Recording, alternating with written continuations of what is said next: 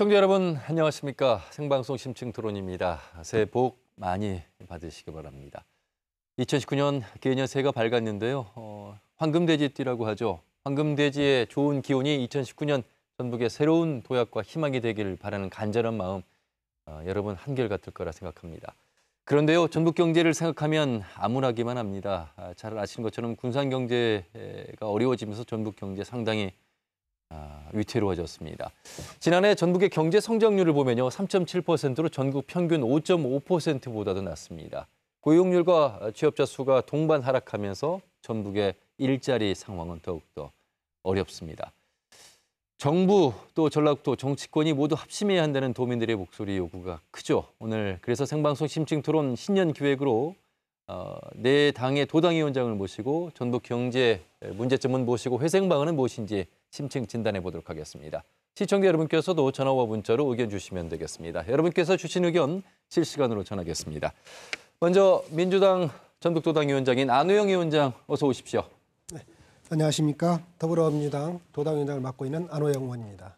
다음은 자유한국당 정읍고창 당협위원장인 김항술 위원장 어서 오십시오. 네, 안녕하세요. 자유한국당의 김항술입니다. 민주평화당의 김종회 전북도당위원장 반갑습니다. 예, 안녕하세요. 민주평화당 도당위원장 김종회 인사드리겠습니다. 네, 정의당의 권태용 전북도당위원장 반갑습니다. 예, 안녕하세요. 정의당 전북도당위원장 권태용 새해 복 많이 받으십시오. 인사드리겠습니다. 연초부터 아마 많은 분들 소원 비시면서 경제 관련해서 일자리 관련해서 많은 소원을 비셨을 것 같습니다. 전북의 경제, 대한민국의 경제 중에서도 전북 경제가 어렵다는 말씀을 가장 많이 하는 곳 우리 지역이 아닐까 싶습니다. 경제와 오늘 관련된 이야기를 좀 들어볼 텐데요. 먼저 대안을 들어보기 전에 각 도당위원장들의 인사와 신년 계획을 한번 들어보겠습니다. 먼저 민주당 안호영 위원장님. 네. 네, 우리 전북 경제의 침체가 계속되고 있습니다. 군산의 현대, 중공업, 군산 조선소, 또 GM 사태 등으로 우리 전북 도민들께서 많이 걱정하시는 것을 잘 알고 있습니다. 저희 더불어민주당 전북 도당에서도 이런 어려움들을 해결하기 위해서 군산 전북경제 특별위원회를 만들어서 또 우리 중앙당과 또 정부와 여러 가지 협의를 좀 하고 있습니다. 그렇지만 아직 이런 문제들이 원만하게 잘 해결되지 못해서 우리 도민들께 죄송하게 이렇게 생각하고 있습니다. 말씀하신 것처럼 내년 총선과 관련지어서 올해는 여러 가지 저희들이 그 중요한 시기라고 생각을 합니다. 먼저 내적으로는 저희 당의 여러 가지 강화를 위해서 또 활성화할 수 있는 이런 대책들을 세울 거고요. 또 한편으로 보면 뭐 전국적인 현상입니다만은 또 잘못된 이런 가짜 뉴스나 이런 부분들이 많이 나오고 있기 때문에 정책 홍보단을 만들어서 또 사람이 많이 있는 곳에서 제대로 된 홍보를 좀 하겠다 이런 말씀도 좀 드리고 또 우리 전라북도의 여러 가지 현안들에 대해서는 우리 도민들의 목소리를 듣고 또 전라북도하고 협의를 해서 이 문제에 대한 해결책들을 잘 찾아 나가겠다 이런 말씀을 드리겠습니다. 우리 더불어민주당 전북도당은 언제나 전북 도민들과 함께 하겠습니다. 네. 내년 4월에 있을 총선과 연관지어서 민주당의 방향에 대해서 말씀 들어봤습니다. 자유한국당의 김항술 위원장 말씀 듣겠습니다. 네, 도민 여러분, 새해를 맞이하여 가정에 행운이 가득하길 기원합니다. 저희 자유한국당에서는 이 나라의 가장 오래된 집권당이었지만 지난 정부의 실정에 의하여 지금 우리 당원들이 도민들에게 크게 잘못됨에 대해서 당원들 모두가 각성하고 있습니다. 그러나 이 문제는 전라북도의 경제가 어느 한 실정이나 이렇다기보다는 지금 현재 그 경제정당으로서 그다음에 새로운 산업정당으로서의 경험이 없는 사람들이 권력을 이렇게 손에 쥐고 이런 것들이 큰 문제점으로 나타나고 있습니다. 그래서 집권당의 가장 오래된 우리 한국당에서 먼저 각성하고 이 당 내부적으로도 현역 의원들을 쇄신하는 일대 혁신을 거듭하고 있습니다. 혁신에 혁신을 거듭해서 국민들로부터 사랑받는 가장 안정된 경제 정당으로서 거듭나려고 하고 있고요. 특히 이제 전북 경제 새해 벽두부터 싸늘한데 이러한 것에 대해서 어떤 점이 문제점인지 저희 한국당은 전북에서 정말 한 명의 의원이 없습니다. 하지만 중앙당과의 직접 교신을 통해서 살아있는 정책을 하려고 따뜻한 생활정치 현장으로 만들고자 각고의 노력을 하고 있습니다. 저희 전북에 10명의 당협위원장님들이 계시는데 각 현장에서 정말 이 일꾼으로 일할 수 있고 그분들과 도당에서 협의해가지고 중앙당과 직접 연락하고 있습니다. 새로운 전북도당의 미래를 열어가고자 교두보가 되겠습니다. 감사합니다. 네. 다음은 민주평화당의 김종애 도당위원장 인사 듣겠습니다. 예, 민주평화당의 김종애 도당위원장인데요. 여러분들 특히 우리 전북 경제에 대해서 실증을 내시고 표현할 수 없을 정도로 자괴감을 정치인은 한 사람으로서 느끼고 있으며 여러분들도 또한 같은 생각이라고 생각합니다. 이러한 현실의 전적으로 책임은 저 같은 정치인에 있다고 생각합니다. 아울러 이러한 정치를 어떻게 실제 우리 도민들에게 도움이 되는 정치, 이것이 우리가 해결해야 할 가장 큰 문제입니다. 정치인들은 우리 시민들 이런 말씀을 하십니다. 말을 해서 말로 품 팔아먹고 사는 정치인들이다. 이런 사람들이다. 이런 말 들어도 쌉니다. 특히 우리 전북은 국세 납부율이 전국에서 가장 낮습니다. 이것은 우리 경제가 전국에서 가장 낮다는 결론입니다. 특히 GM대우의 폐쇄, 군산 조선소의 폐쇄, 서남대의 폐쇄, 굵직굵직한 우리 경제를 이끌어가던 전북의 경제가 지금 현재 두두광 나고 있습니다. 이렇기 때문에 우리 경제가 현실적으로 참담하다 이렇게 표현할 수 있는데 어떻게 하면 새해에는 이러한 전북 경제를 회생할 수 있는가, 이것이 정치인들이 풀어야 할 문제인데요. 우리 민주평화당에서 앞장서서 나가겠습니다. 그러나 저희 민주평화당 힘만으로 되지 않습니다. 채채 우리 도민들이 도와줘야 합니다. 아울러 민주당, 또 청와대, 자유한국당, 정의당 모든 당이 합심해서 우리 전북 경제의 일이다 하면은 함께 해야 한다라고 말씀드리겠습니다. 이것만이 우리 전북을 살릴 수 있는 유일한 활로다라는 것을 인사 말씀으로 드리고 싶고요. 또한 한 가지 연동형 비례대표제에서 말씀드리게 됐습니다. 우리는 직접 민주주의를 할 수가 없는 상황입니다. 그렇기 때문에 간접 민주주의를 할 수밖에 없는데요. 이 지금의 정치 현상으로는 민의가 제대로 반영될 수 없는 50% 정도가 사표로 갈 수밖에 없는 상황입니다. 이러한 사표를 방지하기 위해서는 연동형 비례대표제가 관철되어야만이 우리 전북의 민의를 그대로 정치에 반영할 수 있다라는 생각을 가지고 있기 때문에 새해에는 우리 민주평화당에서는 연동형 비례대표제를 아울러 현실화시킨다. 이것을 목표로 삼고 있습니다. 네. 네, 이상입니다.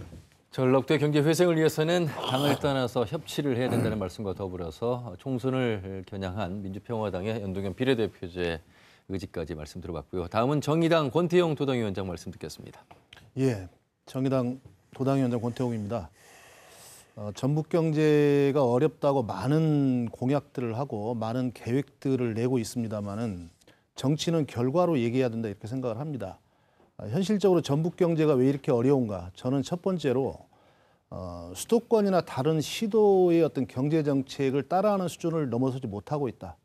또 거기에 대해서 전라북도에 특화된 이런 경제 정책을 중장기적으로 세우고 거기에 선택하고 집중하는 그런 끈기 있는 어떤 일관된 정책이 필요한데 그러한 역할을 어느 정당도 못 해왔다 이렇게 생각을 합니다. 결국 그 원인은 전라북도의 정치 독점이 있다 이렇게 생각합니다. 정치가 독점되면서 정치가 매우 무능하고 부패한 것이 현실입니다. 결국 경제 문제를 풀어갈 수 있는 그런 정당 간의 생산적인 정책 경쟁이 필요할 때다 이렇게 생각을 하고요. 그 뜻에 사실 전라북도 도민들께서 지난번 지방의회 선거에서 정의당을 제1야당으로 선출해 준 그런 의미라고 생각을 합니다.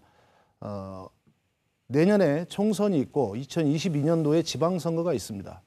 정의당에서 전라북도의 진정한 정책 경쟁 또 정당 간의 어떤 책임 정치가 이루어질 수 있도록 14개 시군의 지역위원회를 꼼꼼하게 준비를 하고 무엇보다도 정당의 가장 큰 기능인 좋은 정치인들, 정책 능력을 가진 정치인들을 선발하고 교육하고 훈련해서 그런 정치인들을 책임 있게 공천하도록 최선의 노력을 다하겠습니다. 고맙습니다.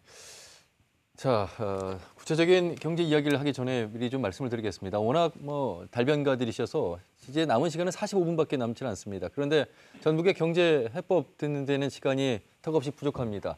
군산 경제 큰 축으로 살펴보겠고요. 군산 무너진 경제에 대한 대안, 그리고 새만금에 들어오는 신재생에너지가 얼마나 도움이 될 것인가. 아울러서 혁신도시 시즌2를 정부가 내세우고 있는데 이것은 우리에게 어떤 이로움이 있을 것인가.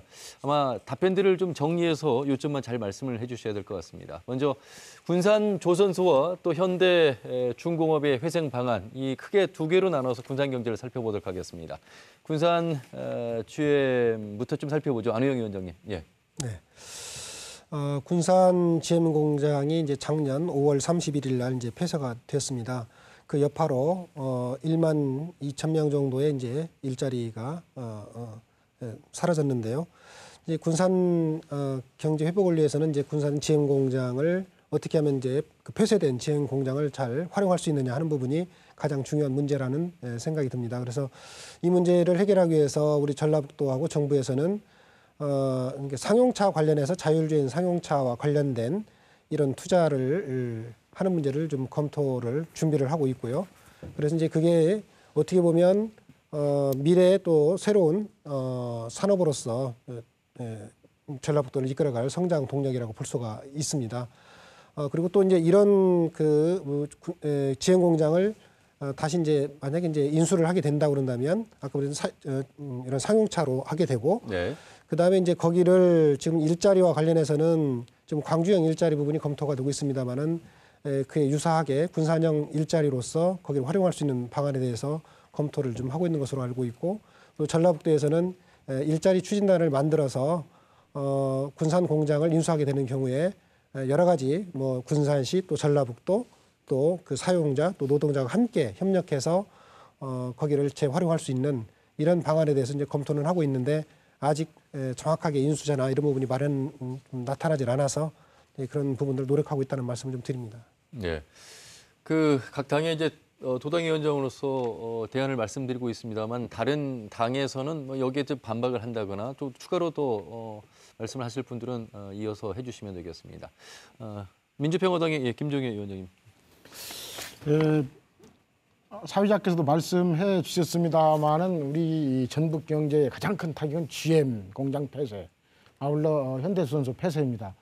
여러분 잘 아시다시피 우리 GM 군산 공장과 똑같은 위치에 있었던 타 지역 부평 창원 한국 GM 평택 공장에 대해서는 회생자금 7조를 정부가 산업은행을 통해서 투자할 계획에 있습니다. 그런데 우리 군산에는 전혀 공적 자금이 투입되지 않고 있습니다. 이것부터가 첫째 잘못된 것입니다. 이것을 똑같이 폐쇄시키든지 그렇지 않으면 7조를 고루고루 나누어서 함께 회생시키는 이런 방법을 선택했어야 한다고 생각되는데 처음 단추가 잘못 껴졌다. 이미 이제 그렇게 된 일입니다. 그렇다면 우리가 회생할 수 있는 대안은 무엇이냐. 2040년이 되면은 지금 우리가 타고 다니는 자동차의 5대 중에 3대 정도가 이 전기차로 다 바뀐다고 합니다. 우리가 살아남을 수 있는 방안, 대안은 우리 GM 공장을 전기차 생산 기지의 전진 기지로 만들어야 한다고 봅니다. 이렇게 우리가 여야가 이런 부분에 대해서 의견을 함께 가지고 정부를 상대로 또 청와대를 상대로 우리 도민들이 함께 노력해야만이 GM 공장의 과거에 여러 가지 우리 혜택을 받지 못했던 이 부분에 대해서 제대로 혜택을 받을 수 있다고 봅니다. 권리 위에서 잠자고 있는 사람은 자기 권리를 보장받을 수 없다고 생각합니다. 특히 정치인이 앞장서야 한다고 봅니다. 앞장서겠습니다. 그러나 이에 따라서 우리 도민들이 함께 해주셔야만이 7조의 회생자금을 전북만 받지 못하는 이러한 과를 다시는 되풀이하지 않을 것이다 라고 생각하기 때문에 어떠한 일이 있어도 이번에 GM 자동차 폐쇄에 따라서 전기차 상용 전진 기지로 만들어야 한다라고 말씀드리겠습니다. 예. 정의당의 권태웅 위원장님 생각은 어떻습니까? 예, 두 분의 말씀을 듣고 GM이 왜 무너졌고 현재까지 GM 자동차에 대한 어떤 대안이 나오지 않는지 어떤 그 원인에 대한 그 고민이 생깁니다. 지금 한국 제조업 전체가 사실 위기입니다. 그동안 계속 추격형 모델로 해서 일본의 기술이나 여러 가지 다른 나라의 기술들을 사실은 계속 따라 해왔지만 이제는 한계에 봉착했습니다. 중국의 어떤 투자 앞에서 사실 가격 경쟁력이 이미 밀리고 있고 기술적으로도 사실 한계에 봉착한 상황입니다. 이러한 위기가 그대로 자동차 산업의 위기로 이어지고 있습니다. 군산 GM 자동차의 문제가 군산 GM만의 문제가 아닙니다. 현대 상용차도 지금 재고가 계속 쌓이고 있어서 최근에 수백 명이 전환 배치됐습니다. 다시 말해서 자동차 산업 전반의 위기에 있다. 예를 들면 현재 광주형 일자리에 모델로 꼽히고 있는 그 독일의 폭스바겐 자동차 같은 경우에는 2026년부터는 내연기관 자동차를 더 이상 생산하지 않겠다. 이미 그렇게 선언했습니다. 예. 다시 말해서 현재는 어떤 산업 전환, 미래적인 산업 전환이 필요하다. 그런 산업 전환 대책 없이 현재 군산 GM 공장을 바로 활용해서 무엇인가를 할 수 있을 것처럼 정책 대안을 내세우는 것은 제가 볼 때는 무척 사실 대책이 되기 어렵다 이렇게 생각을 합니다. 그래서 예. 오히려 예전에도 말씀드렸지만 새만금이라는 이런 자산들을 최근에 재생에너지 발표를 했는데요. 그런 재생에너지 산업과 더불어서 저는 미래형 어떤 수소자동차, 이 수소자동차의 전라북도가 특히 집중해야 된다. 그리고 어차피 이제 전기자동차와 수소자동차 세계적으로 이제 두 시장의 각축전인데요. 결국에 이제 누가 양산 체제를 갖추느냐 이런 문제이기 때문에 전라북도의 어떤 불효불급한 예산들을 줄이고 그쪽에 집중해야 되고 뿐만 아니라 중앙정부의 예산도 다른 지역과 얘기해서 예산의 어떤 크기로만 비교할 것이 아니고 실제적으로 미래 산업에 대해서 누가 기획을 하고 거기에 집중하느냐에 따라서 사실은 예산의 액수와 어떤 여러 가지 예산의 어떤 투자 이게 달라진다고 생각합니다. 이제 그런 면에서 현재 자동차 산업의 어떤 위기 전체에 대해서 지금 고통스럽더라도 장기적으로 향후에 기술적으로 오히려 그런 것들을 선도해 나갈 수 있는 이런 준비가 필요하다. 이런 말씀을 꼭 드리고 싶습니다. 예. 한국 제조업의 위기 속에서 전북이 먼저 선점해야 될 방향에 대해서 말씀해 주셨습니다. 자유한국당 김항술 위원장님 말씀 듣겠습니다. 네, 그 군산 GM 문제를 바라다 보면서 사업이라고 하는 것은 대체적으로 내용 연수가 있습니다. 근데 군산 GM 공장만을 가지고 바라기에는 여러 가지 문제점이 있지만 정치권에서 공적 자금으로 정치적에서 부여해가지고 회생시켜야 한다. 이건 정치인의 생색내기입니다. 공적 자금이 어떤 돈입니까? 기업에게 부여하는 돈들이 아닙니다. 기업은 기업 자체가 이윤을 남기기 위한 생존 여탈권을 스스로가 가지고 있습니다. 그래서 기업에 관한 문제는 군산 GM을 가지고 이길 때 군산의 지정학적인 관계를 우리가 이야기 안 할 수가 없습니다. 군산에서 대표 기업인 백화영주 같은 경우는 1945년도 해방됐을 때 그의 마지막에 만들어낸 그러한 기업입니다.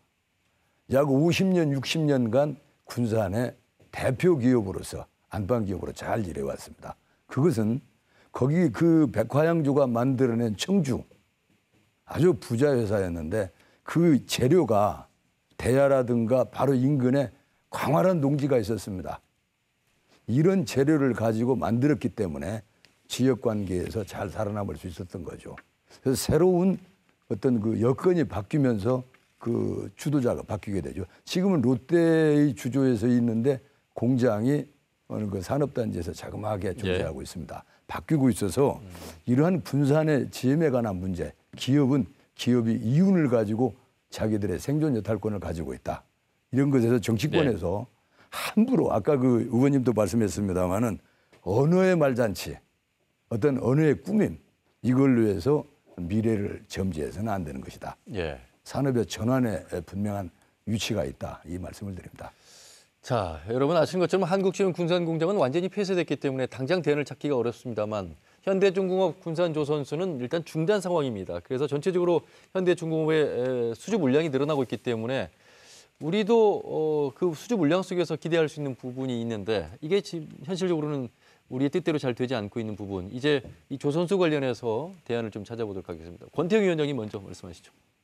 예, 이제 조선 산업이 최근에 다시 그 물량이 늘어나고 있습니다. 이유는 그 조선의 현재 그 어떻게 보면 환경 오염이 굉장히 심하거든요. 그래서 그 기존의 그 엔진으로 가지고는 이 환경 기준을 맞출 수 없기 때문에 이제 새로운 어떤 친환경적 엔진을 단 배를 전 세계적으로 다시 만들어내야 됩니다. 이제 그렇기 때문에 저는 이제 조선의 어떤 수주량은 계속 늘어날 거다 이렇게 보여지고요.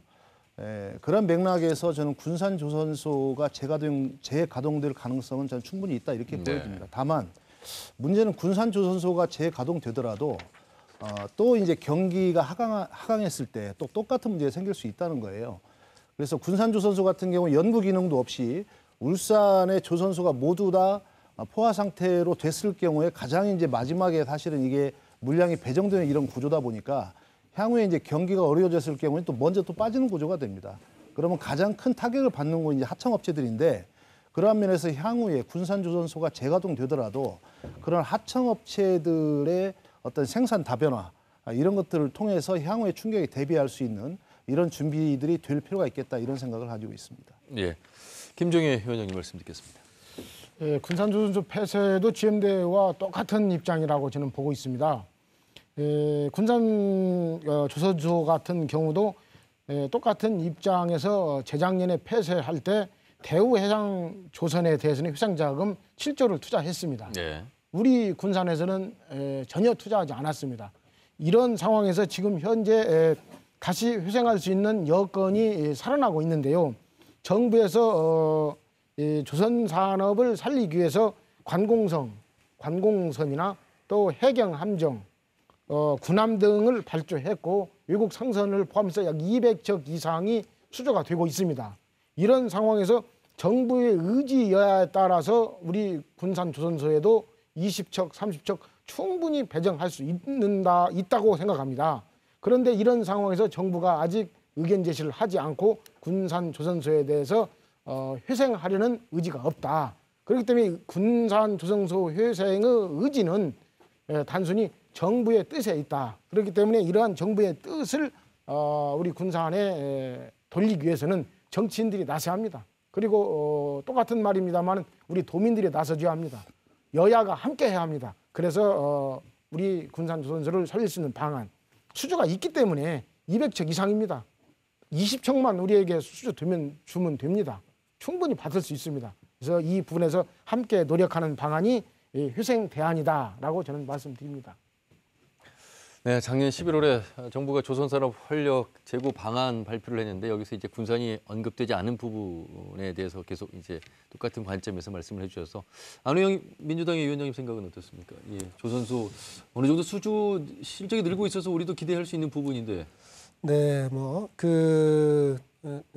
조선소의 수주 물량이 전체적으로 늘고 있는 거는 네, 저도 그렇게 알고 있습니다. 네, 다만 듣기로는 이제 군산 조선소가 조선소 중에서도 가장 큰 규모이기 때문에 사실 이제 그 큰 배가 와야 되고 하는 여러 가지 좀 애로사항이 있다는 얘기를 들었고 또 이게 민간 기업이다 보니까 이제 정부에서 개입하는 데는 한계가 있다 이런 말씀 좀 드리고요.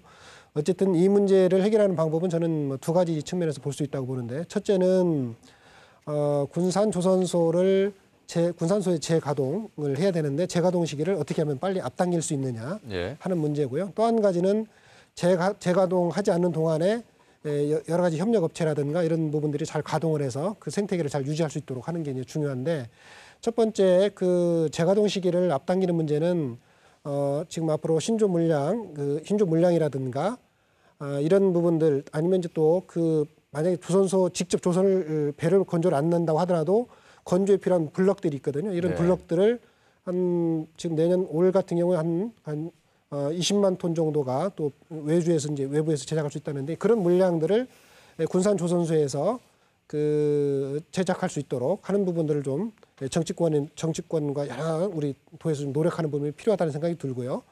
또 이제 그것이 만약에 안 된다 그런다면 지금 그 우리 조선 그 협력업체들이 또 할 수 있는 부분이 지금 저희가 그 이번에 새만금 지역의 신재생에너지 관련된 해상풍력, 그다음에 해상 태양광 이런 사업들을 하는데요.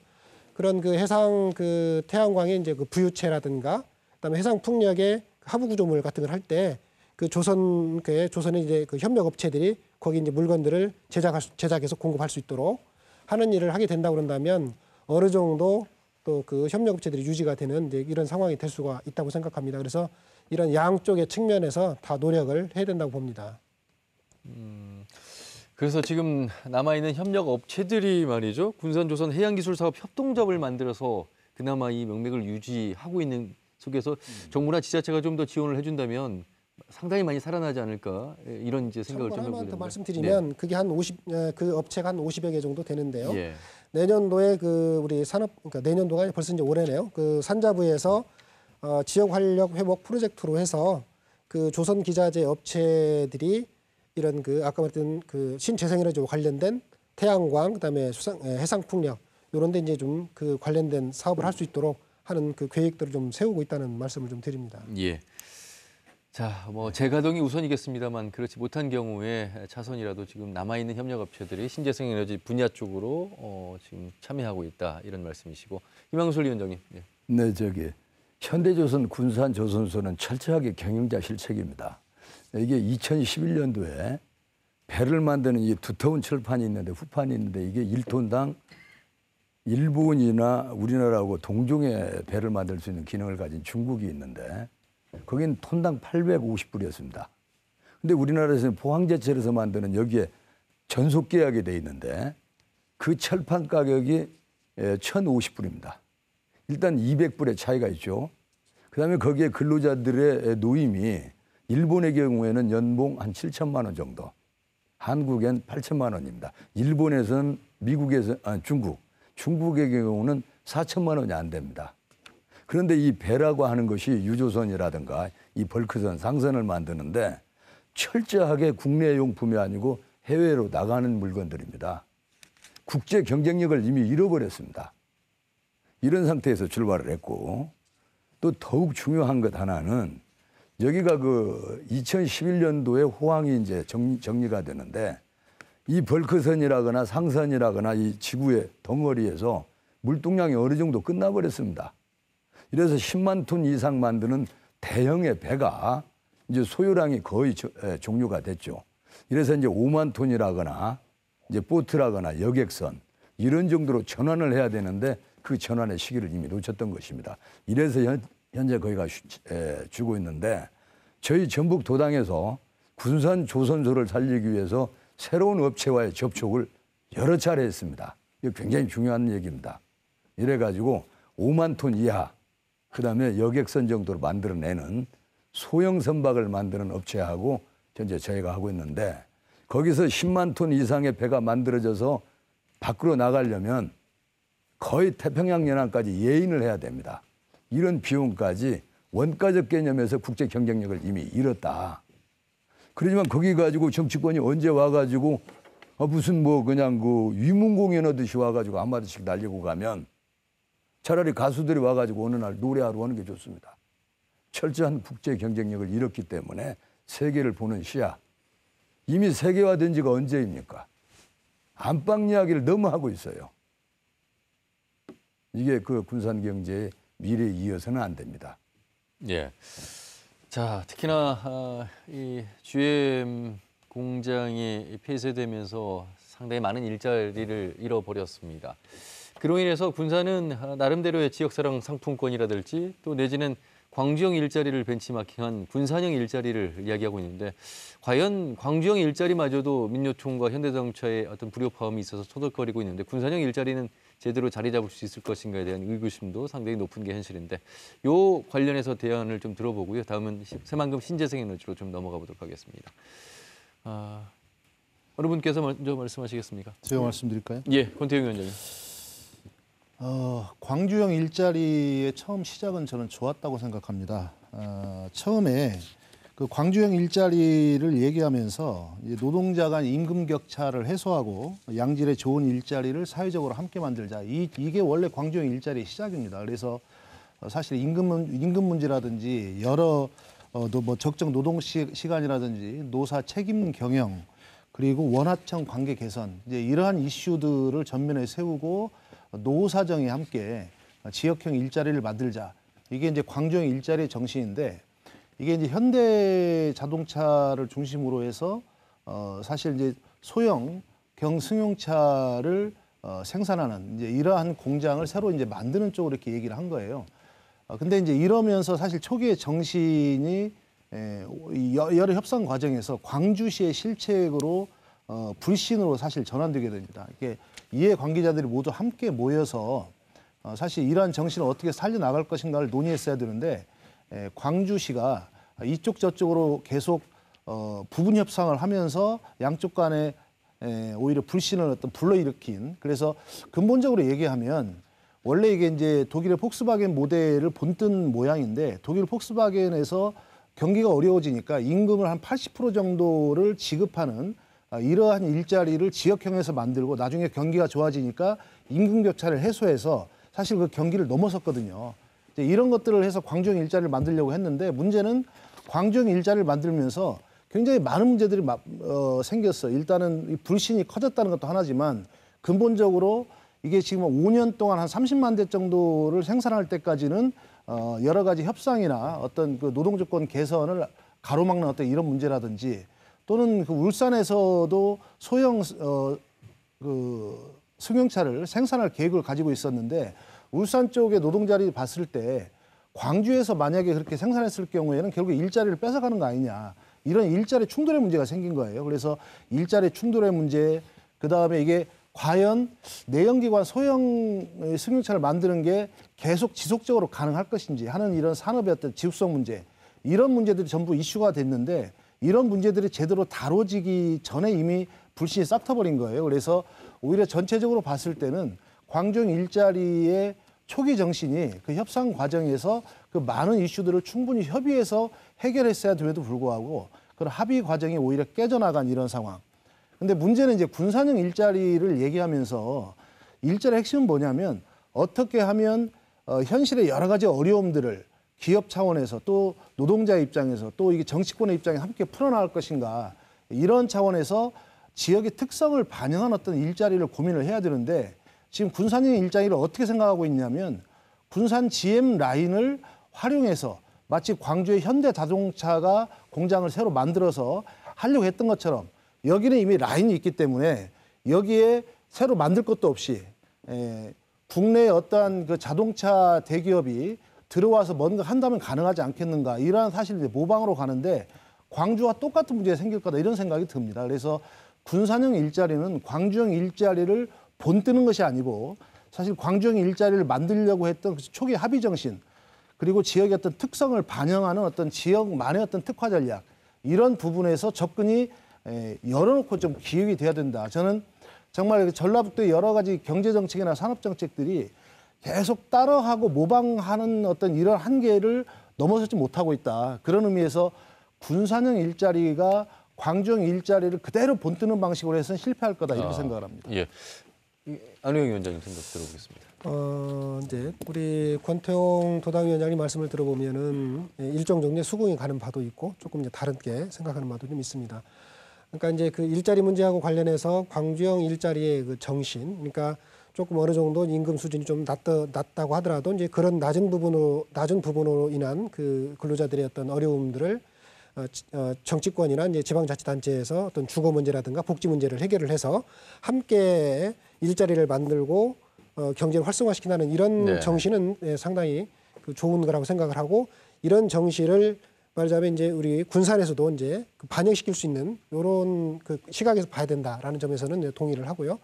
다만 이제 그 군산형 일자리 관련해서 이 지행공장 문제는 지행공장이 하나 이제 예로서도 이제 설명을 드릴 수 있는 거지만 단순하게 그거를 그대로 그 완성차에 조립하는 어떤 그런 정도로만 생각하는 것은 아니고, 아까 이제 말씀드린 것처럼 우리 한국 자동차 산업의 이제 미래 또 이 고도화라는 측면에서 보면 앞으로 친환경, 그다음에 자율주행 이런 부분들이 상당히 이제 미래형 차로서 이제 우리는 그런 방향으로 가야 된다고 보거든요. 네. 그런 점에서 보면은 군산의 그 GM 자동차 그 공장들을 아까 말씀드린 어떤 상용차 중심의 혹은 뭐 자율주행 어떤 차의 전진기조화라고 하는 그런 측면에서 우리도 접근을 해야 되고, 이제 그런 새로운 차종을 만약에 한다고 그런다면 미래 경쟁력이 있다고 봅니다. 이제 그런 것들을 만들 때 아까 말했던 그 광주형 일자리의 정신을 살려서 좀 낮은, 만약에 임금이 좀 낮더라도 다른 측면에서 충분히 보존해 줄 수 있는 이런 것들을 서로 그 신뢰를 갖고 합의에 따라서 좀 이렇게 모색해가는 그런 과정들이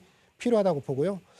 정부나 그 전라북도에서 하려고 하는 그런 그 방안도 그런 맥락에서 저는 뭐 추진되리라고 생각을 합니다. 어찌 보면 광주형 일자리는 노사 민정 어떤 협의를 통해서 좀 더 상생해 보자라는 거잖아요. 지금 어려운 구조를 좀 깨보자는 거잖아요. 그 구조를 광주형 일자리를 그대로 가져오는 것이 군산형 일자리에 적합한 것인가? 그렇지 않은 군산만의 시장 상황을 좀 더 우리가 파악하고 말씀하신 미래형으로 가는 대안을 찾아가야 되는 것인가? 이런 논의가 지금 계속되고 있는 것 같습니다. 예, 맞습니다. 예, 두 분이 말씀해 주신 것에 대해서 전적으로 동의합니다. 우리는 광주형 일자리에 대해서 반면교사를 삼아서 그 부분의 실패를 다시 반복하지 않아야 하고요. 무엇보다도 군산형 일자리는 장기적으로 수소차, 전기차의 전진기지가 되어야 합니다. 잘 아시다시피 수소차 같은 경우는 미세먼지를 흡수하고 있어요. 온실가스를 감축하고 있습니다.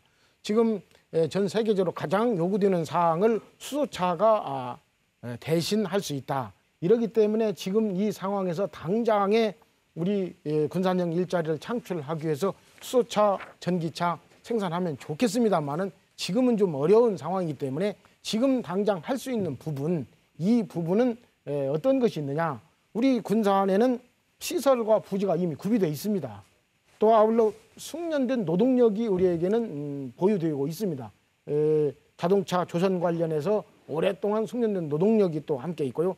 또 가장 중요한 것은 우리는 지금 현재 어렵기 때문에 노조가 여러 가지 작용을 순기능도 있고 역기능도 있습니다만은 노조가 지금 현재는 우리 군산에는 없기 때문에 바로 지금 임시로 군산형 일자리를 창출해서 이것을 발판 삼아 가지고 수소차, 전기차로 더 한 단계 도약할 수 있는 이러한 기회를 우리가 만들어야 한다고 생각합니다. 그렇기 때문에 정부나 전북이나 군산시 정치권이 하나로 협의체를 구성해서 조속하게 이러한 기계 가동이 석 달, 넉 달, 1년 이렇게 되면 녹슬어서 다시 재가동할 수 없습니다. 그렇기 때문에 임시로 빨리빨리 우리 실정, 우리 군산에 맞는 이러한 일자리를 창출하는 것이 급선무라고 생각합니다. 이렇게 되면 우리는 분명히 할 수 있습니다. 예.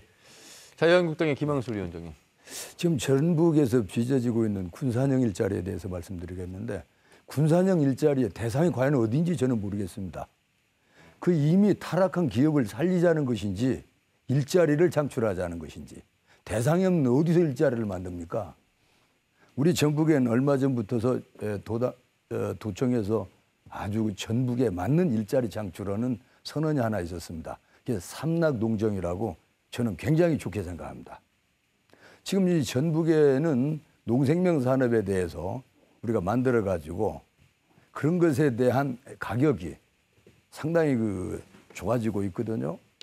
여기서 농업사관학교를 만든다거나 농업단지를 만들어서 예컨대 이제 젊은이들에게 한 1000평을 준다거나 축산단지, 농업단지, 뭐 어떤 그 비닐하우스, 시설원예단지 연봉 한 5천만 원짜리 일터가 아마 저는 뭐 한 30만 개 이상 생겨날 것으로 생각합니다. 왜 이러한 숫자를 말씀드리냐면 정읍 고창 지역에 약 한 30만 평 정도 무주 이런 데 지덕관, 지리산 덕유산 밑에 산악지대에 맞춘 그 농업단지 이런 걸 만들었다고 칩시다. 전북의 일자리를 말하고 일할 수 있는 일자리를 말해야지 글자에 충실하기 위한 일자리 존재할 수 있겠습니까? 정말 이제는 전북이 전북다워야 하고 내실 있는 이야기, 선언적이 아니라 정직해야 됩니다. 타락한 이야기로 미래를 설계해서는 아니 됩니다. 이렇게 좀 강력하게 얘기합니다. 농업 쪽에서 30만 개 일자리를 만들자는 얘기인가요? 만들자는 일자리를 만들어낼 수 있습니다. 어떻게 만들어낼 수 있어요? 전라북도가 말하는 삼락농정이 있지 않습니까? 그 민과 농토, 그다음에 농촌 살림에 의해서 그런데 비닐하우스 단지 예를 들어서 한 30만 평 정도를 만들었다고 봐요. 그러면은 300평 내지 500평이면은 한 5명 정도가 일을 해야 됩니다. 여기에. 여기는 파프리카를 재배한다거나. 근데 이제 지금 종균을 30만 개 가지고 있는 일자리를 버섯자리. 말씀하셔서 여쭤보는 거예요. 네네. 30만 개 일자리를 말씀하셔서 제가 여쭤보는 거예요. 실제로 전라북도에 충분히 만들어낼 수 있습니다. 알겠습니다. 근데 그 삼락 농정 이것만 가지고도 충분히 할 수가 있는데 선언은 있는데 실행을 안 하고 있어요. 예, 알겠습니다. 그 이야기의 시작은 아마 김영술 위원장께서는 이미 군산 GM은 문을 닫았는데 무엇을 대상으로 군산형 일자리를 만들 것이냐. 오히려 도정의 방향인 농생명, 그중에 삼락농정의 방향이 오히려 수많은 일자리를 만들 것이다. 이런 말씀을 해주셨는데 그런 이야기는 또 뭐 농생명 관련해서 저희가 주제를 다룰 때 좀 말씀을 나눠야 될 것 같고요. 사실 오늘 신년계획으로 저희가 심층 토론을 진행하고 있습니다. 4개 정당의 도당위원장들 모시고 전북의 어려워진 이 경제 회생 방안을 토론을 한다는 것은 뭐 시작부터 사실은 불가능하다고 봤고요. 다만 4개 정당이 어떤 생각을 가지고 있고 과연 이 전북의 경제 회생을 위해서는 어떤 협치의 생각을 갖고 있는지를 들어보는 시간으로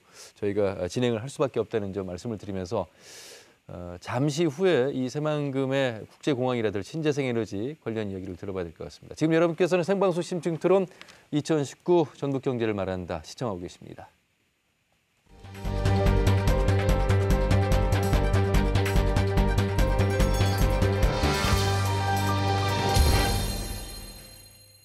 네, 아마 시청자분들께서 방송 보시면서 좀 답답해 하실 것 같습니다.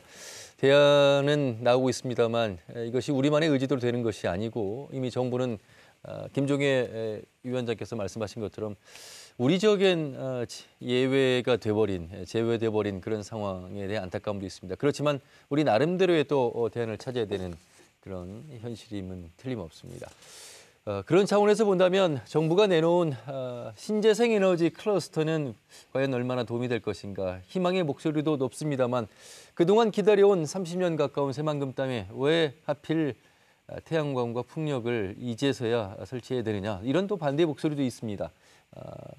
대안이란 오늘 주제를 이야기를 하기 있기 때문에 그런 관점에서 좀 접근을 해주시면 좋겠습니다. 예. 안호영 위원장님 먼저 말씀하실까요? 네. 저는 그 새만금 지역의 신재생에너지 단지 클러스터를 만드는 것은 우리 대한민국의 에너지 정책의 전환을 한편으로 나타내면서도 또 대한민국을 새롭게 이끌어가는 새로운 성장 동력으로 저는 새만금 지역을 만들겠다는 우리 문재인 정부의 의지가 반영돼 있다고 생각을 합니다. 우리는 이제 원래 새만금을 어떤 황해권 동북아의 어떤 경제 중심지로 만들겠다는 그런 원래 비전을 갖고 있는데요. 이 새만금의 그 신재생에너지 단지를 만든다고 해서 그런 어떤 비전을 포기한 게 아니고 실제로 그 내부 원래 개발 세웠던 그 계획 그대로 가는 겁니다. 거기에다가 신재생에너지 단지를 만들면서 거기서 생긴 어떤 수익이나 이런 것들을 다시 재투자를 하게 되면서 실제 그 원래 계획했던 이런 그 새만금 개발의 또 속도가 더욱더 빨라지게 되는 효과가 있다. 이런 말씀을 좀 드리는 거고요. 왜냐하면 이제 기존의 국가 예산으로만 하는 것보다는 신재생에너지 단지를 통해서 발생하는 수익을 재투자를 하게 되면 아무래도 더 빨라질 수밖에 없는 그렇다는 그런 말씀을 좀 드리고요. 또 한 가지 측면에서는 실제로 이게 지역 경제 활성화에 큰 도움이 된다는 겁니다. 지금 이제 정부 예산이 한 5,690억 원이 들어가고 민간 예산이 한 10조 원 정도 이렇게 규모로 이제 투자가 되는데 그로 인해서 발생하게 되는 어떤 그 일자리가 한 건설 단계에서 한 200만 일자리 정도, 200만 연인원 한 200만 년 정도의 일자리가 생기게 되고 그리고 나서 그 뒤에 이제 또 여러 가지 지금 이게 단지만 뭐 그 파넬만 까는 것이 아니고 실제 거기에 따른 연구하는 기업, 그다음에 부품을 제조하는 기업 이런 것들이 다 들어와서 이제 클러스터가 되기 때문에 네네. 그 관련된 기업들까지 포함하게 되면 이게 25조 이상의 그런 그 경제 효과가 발생하는 걸로 이렇게 돼 있기 때문에 실제로 새만금의 어떤 그 내부 개발 촉진하고 실제 경제 활성화에 도움이 된다. 이런 네. 측면에서 저는 설명드릴 수 있겠습니다. 반면에 민주평화당은 좀 입장이 좀 다를 것 같습니다. 예, 그렇습니다. 저희 민주평화당에서도 탈원전 적극 찬성합니다. 그렇기 때문에 신재생에너지 분명히 대안으로 도출될 수밖에 없습니다. 그런데 왜 새만금에 태양광을 설치하느냐가 문제가 되는데요. 크게 보면 세 가지가 잘못되어 있습니다. 첫째, 태양광 에너지를 설치하면서 도민들과의 소통이 전혀 이루어지지 않았다는 것이 첫째고요. 두 번째는 위치 선정에 잘못되어 있고 세 번째는 수혜 혜택의 문제인데요. 여기서 시간 관계상 위치 선정 문제만 먼저 네. 말씀드려보겠습니다. 새만금을 개발하기 위해서 지금 투자된 액수가 약 7조 8천억 정도 투자된대요. 가장 많이 쓰여진 예산처가 방조제, 방수제, 그리고 남북과 동서로 관통되는 도로입니다. 네. 그 지역을 개발하기 위해서는 가장 중요한 것이 도로입니다. 그래서 도로를 중심으로 발전할 수밖에 없는데요. 이 태양광이 남북도로와 동서도로가 교차하는 십자 지점에 태양광을 설치한다는 것입니다. 여기가 용지의병이 국제협력 용지입니다. 그러면 가장 중요한 지역이라는 것은 삼척동자도 압니다. 그 많은 돈을 투자해서 남북도로와 동서도로가 교차하는 지점에 지금까지의 태양광은 땅값의 시세가 10만 원 아래의 지역에서만 네. 태양광이 설치되어 왔습니다. 그런데 지금 현재 이 지역은 지금 현재 바다입니다. 바다이지만 여기는 매립하였을 때 결론적으로 100만 원 이상 효과되는 이러한 새만금에서 가장 중요한 이 지점에 태양광을 설치했다는 거, 네. 국제협력 용지라는 거, 이것이 잘못됐고요. 얼마든지 위치를 바꿀 수도 있는 것입니다. 그런데 이러한 중요한 지점에 태양광을 설치했다는 것은 근본적으로 새만금에 대한 투자 계획이 없다. 문재인 대통령께서 그런 말씀하셨습니다. 공공주도의 속도감 있는 개발 네. 분명히 필요합니다. 공공주도의 속도감 있는 개발을 하기 위해서는 이 태양광이 문제가 아니고 SOC 사업을 먼저 해야 합니다. 가장 먼저 새만금 공항을 만들어야 합니다. 다음으로는 새만금 신항을 만들어야 합니다. 철도를 만들어야 합니다. 도로를 건설해야 합니다. 그런데 지금 현재 새만금 공항조차도 에타 면제가 되지 않고 있는 그렇죠. 상황에서 새만금을 개발한다고 하면서 가장 7조를 들여서 만들어둔 도로 십자도로 중심에 태양광을 만든다는 거. 태양광은 결론적으로 4기가와트를 여기에 지금 만든다고 합니다. 풍력을 포함해서 네. 4기가와트면 1기가와트면 원자력 발전소 한 대 용량입니다.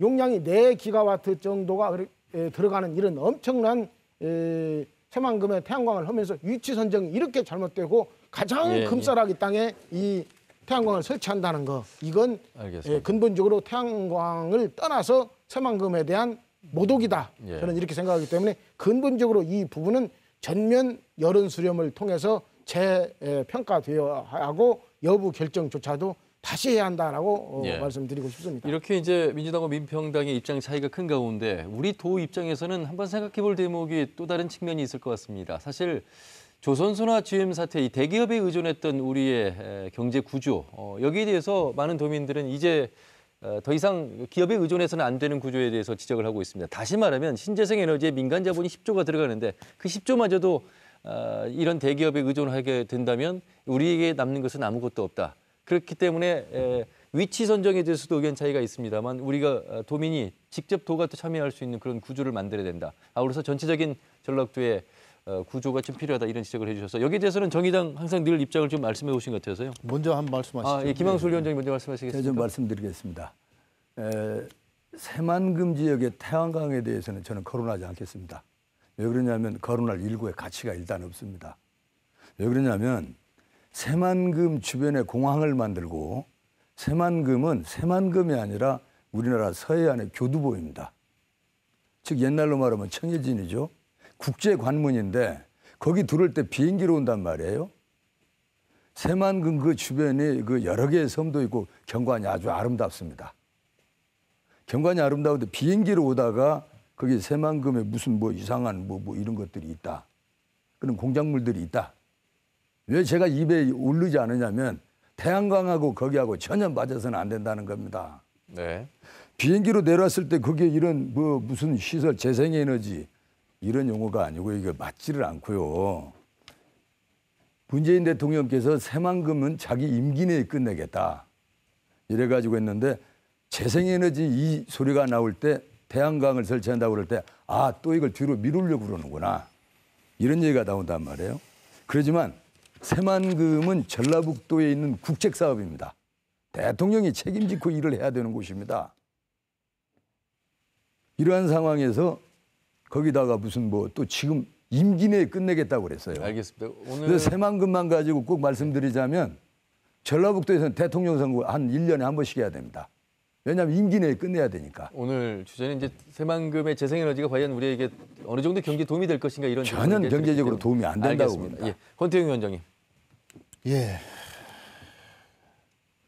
새만금 얘기만 하면 참 답답합니다. 저는 민주당과 민평당이 저는 새만금에 대해서는 근본적으로 저는 반성하고 도민들 앞에 사죄해야 된다고 생각합니다. 자유한국당 쪽에서 이 말씀하시고 계신 그 문제는 논의를 하겠습니다. 저는 현재 새만금 종합개발계획은 실패할 거다 이렇게 단언합니다. 제가 전라북도 도민들에게 도를만 한이 있더라도 이건 사실이다. 2020년까지 원래 70%를 매립하겠다고 했습니다. 현재 1억 2천만 평 중에서 9천만 평을 매립해서 땅을 만들겠다고 했습니다. 현실적으로 현재 땅을 만들어진 땅은 한 1,000만 평 정도 이릅니다. 그리고 매립 공사가 진행되고 있는 지역까지 포함하면 3천만 평 정도가 매립되고 있는데 그동안에는 민자로 이 땅을 매립하겠다고 했어요. 근데 누구도 여기에 투자하지 않았습니다. 왜냐하면 이 땅을 만들어도 경제성이 없기 때문에 어느 기업도 어느 민자도 투자하지 않았던 거예요. 경제성이 없는 겁니다. 우리 민주당에서 계속 예전 새만금 계획은 그대로 가는 거다. 다만 여기 20년만 재생에너지를 하는 거다 이렇게 말씀을 하시는 거고 우리 민평당에서는 그 국제협력경제 만들어야 될 땅에 왜 재생에너지 단지 이렇게 말씀하시는데 저는 첫 번째로 새만금에 도대체 9천만 평 땅을 만들어서 만들기도 어렵고 앞으로도 제가 볼 때는 2020년까지 70% 목표인데 현재 10% 완성했으면 앞으로도 시간이 많이 걸릴 텐데 전라북도 경제위기 앞에서 계속 그 땅만 만들 거냐 그 땅을 만들어서 무엇을 채울 거냐라는 질문을 저는 하고 싶습니다. 충남 이남으로는 사실 기업 유치가 안 됩니다. 여러 물류 비용의 현실적인 경제성 때문에 근데 땅만 만들어서 거기에 먼지만 날리게 하게 되면 그 책임은 누가 질 겁니까? 저는 그런 면에서 현재 새만금 종합개발계획은 매립 속도전이 아니라 현재 만들어져 있는 땅에 어떻게 도민들의 소득이 창출될 수 있는 그런 계획이 첫 번째 필요하다 이렇게 생각을 하고요. 두 번째, 저는 그런 의미에서 재생에너지 사업에 대해서는 매우 적극적으로 찬성을 합니다. 왜냐하면 향후의 4차 산업혁명 시대에 있어서 가장 중요한 건 에너지예요. 그리고 현재 에너지 전환이 우리 국가적으로 매우 시급합니다. 재생에너지 사업을 새만금 땅에 또는 새만금 수상에 해서 실제로 재생에너지를 중심으로 에너지의 거점을 만들고 그걸 바탕으로 해서 향후에 그 미래 자동차 산업이나 4차 산업혁명의 모든 문제는 에너지와 연관이 되어 있습니다. 연관한 기획을 현재의 매립된 땅에 실현해 나가고 그 성공을 바탕으로 해서 향후 필요한 매립을 더 진행하면 되는 거다. 그런 차원에서 오히려 아까 군산형 일자리 문제도 이런 재생에너지와 연관된 그 각종 산업, 미래 산업들을 어떻게 현재의 땅에 우선 성사시킬 것인가 이런 관점에서 저는 다시 재검토가 되어야 된다 이렇게 생각을 합니다. 아마 오늘 나온 이 주제들은 저희가 생방송 심층 토론 한 주 한 주의 이슈를 담아서 심층 토론을 다시 해봐야 될 것 같습니다. 아울러서 네 분의 도당위원장 모셨는데 도를 위해서는 협치하는 그런 모습들 아마 도민들이 기다려줄 것 같아서 한 해 열심히 뛰어주시기를 바란다는 말씀 드리겠습니다. 네 분 말씀 잘 들었습니다. 고맙습니다. 네, 알겠습니다. 자, 생방송 심층 토론에서는 여러분의 또 제보를 기다리고 있습니다. 여러분의 제보로 만들어진 심층 토론 2019년도 열심히 진단하면서 뛰어보겠습니다.